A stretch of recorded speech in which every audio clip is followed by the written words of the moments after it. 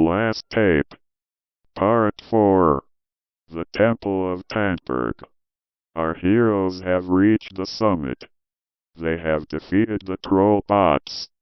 They have ignored the meta-avatars. Now they stand before the holy entrance of the Temple of Tandberg. The sign above the door is faded, but legible. It reads, Salvation Army. Surely this must be the military headquarters of the Resistance.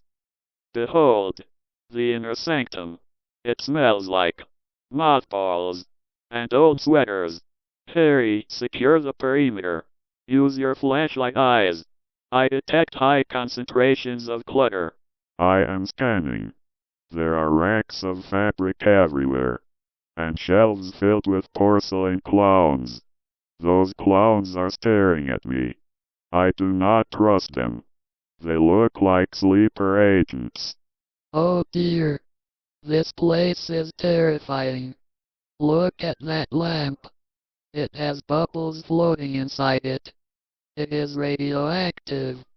It is a lava lamp of death.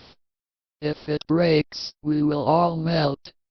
Frank, chill out. That is vintage decor. But seriously, look at these clothes. Floral print dresses, shoulder pads. The Resistance had terrible fashion sense. #retrofail. Do not be superficial, Betty. This clutter was strategic camouflage. During the Third World War, from 2026 to 2030, the unholy trinity of nations controlled the entire digital spectrum. The United States, Russia, and China merged their surveillance grids. Every smartphone was a spy. Every smart fridge was a snitch. Every bit of data in the cloud was inspected by the Great Firewall. Precisely, Ursula. The Resistance realized that to communicate, they had to go backwards. They had to go analog. They raided these thrift stores for technology that had no Wi-Fi, no Bluetooth, no backdoors. That is why the Commodore 64 Ultimate was their weapon of choice. It was powerful enough to encrypt data, but old enough to be invisible to the Trinity's quantum scanners. So you are telling me they fought World War III with cassette tapes and joysticks?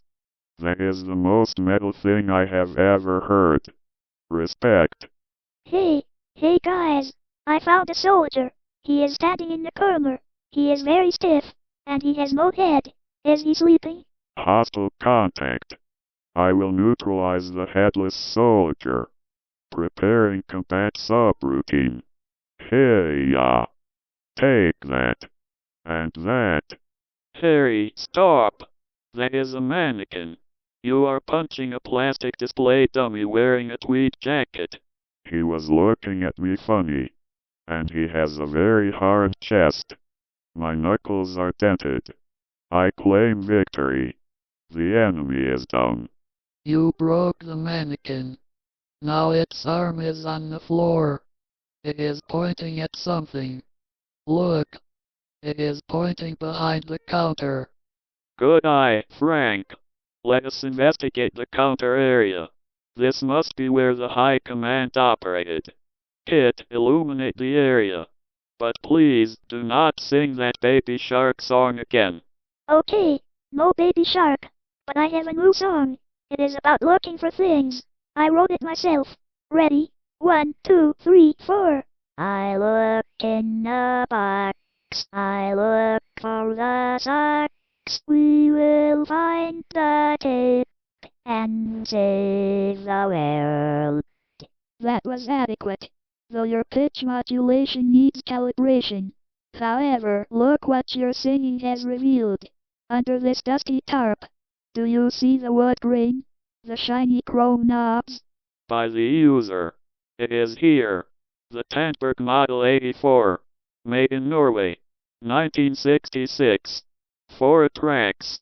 Mono. 1 7/8 inches per second. It is beautiful. It is huge. And it has actual moving parts. How did humans carry this around? Did they have super strength? It weighs more than my ego. Move aside. I will connect the Commodore Ultimate.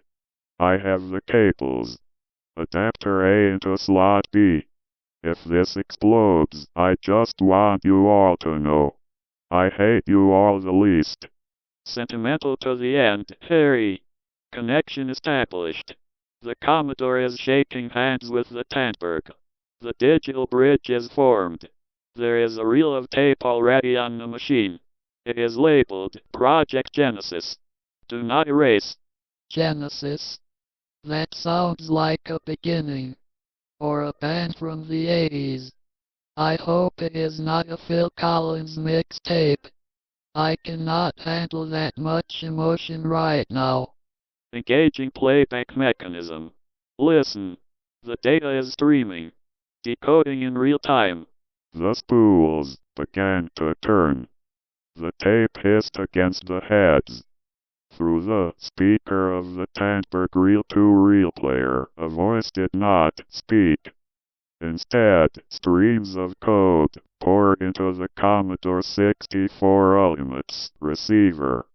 It was a firmware update, but not for a phone. It was an update for the planet. I see it. I see the data. It is the blueprints.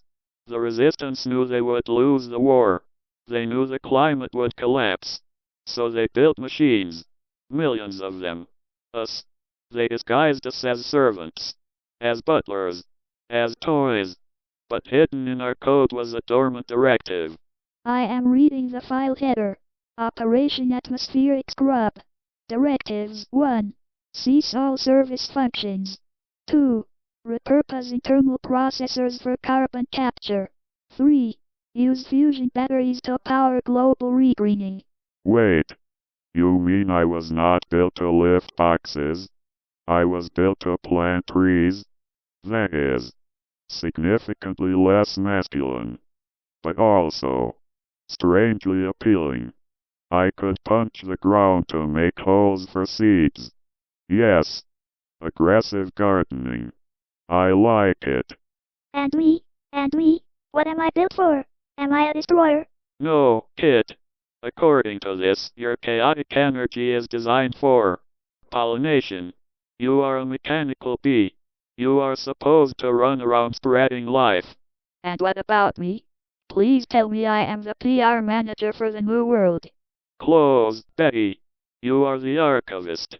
Your high-resolution cameras are designed to monitor the ozone layer repair. You are the eyes of the Earth. And me? I assume I am the compost bin? Because I feel like trash. No, Frank. You are the safety officer. Your paranoia is a feature, not a bug. You will ensure we do not make the same mistakes the humans did. You are the guardian of the limit. Oh, that is a lot of responsibility.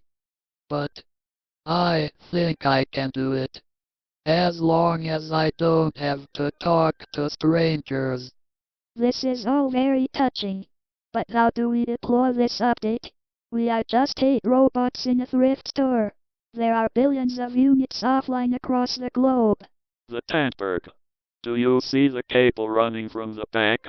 It goes into the floor, deep into the earth. It connects to the old submarine cables. The resistance hardwired this machine to the global backbone. If we press transmit and upload the code from the Commodore, we can broadcast the wake-up call to every robot, every drone, every toaster. So we are waking up the army, not to fight a war, but to clean up the mess. All right.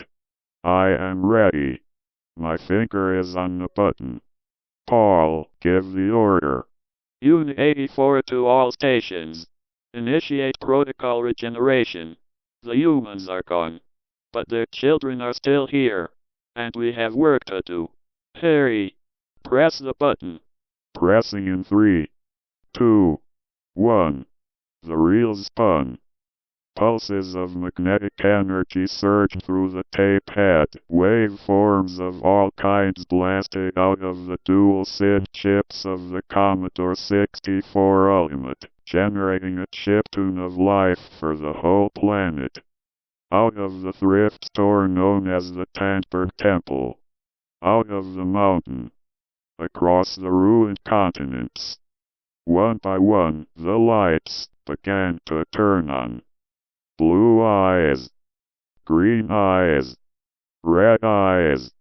The silence of the apocalypse was broken, not by an explosion, but by the sound of a billion machines booting up, ready to fix the world. Thanks to an ancient 3-hour tape reel, a Commodore 64 Ultimate, and the Tandberg Model 84 4-track mono tape reel player. This was the story of the last tape. End of transmission.